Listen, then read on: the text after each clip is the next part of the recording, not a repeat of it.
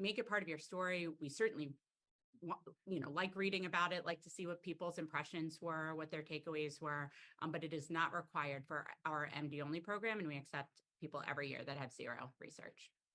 Hey everyone, third year medical student here. I wanted to come on here and talk a little bit about what actually counts as research for medical school because I feel like a lot of pre-meds misunderstand this and it may limit them from finding research that they actually really enjoy. So the first type of research that counts for medical school is called basic science research, and I feel like this is what most people think of when they envision research. So this is bench work, like working in a lab, for example, biology, chemistry, neuroscience. You want to think pipetting, running experiments, and analyzing data.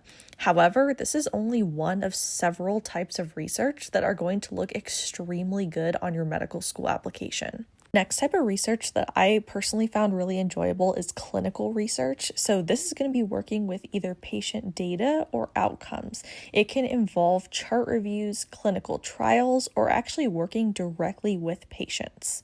Obviously, any type of research in this field is going to look amazing on a medical school application, and it can oftentimes be more enjoyable for pre-meds who maybe aren't as interested in sitting in a lab and pipetting all day. Another category of research that I feel like is really, really good for med school, but oftentimes overlooked by pre-meds, is social science or public health research. So this is going to be studying health disparities, health systems, behavior, something like that. And oftentimes it's going to include qualitative or mixed method studies.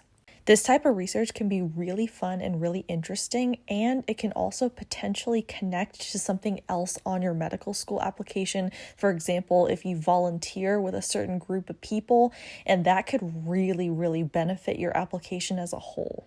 For example, if you do volunteer work with students with disabilities and you are able to do a public health research project that has to do with accommodations for students with disabilities, that would be a wonderful thing to include on your application to really show your commitment and your passion for helping that group of people.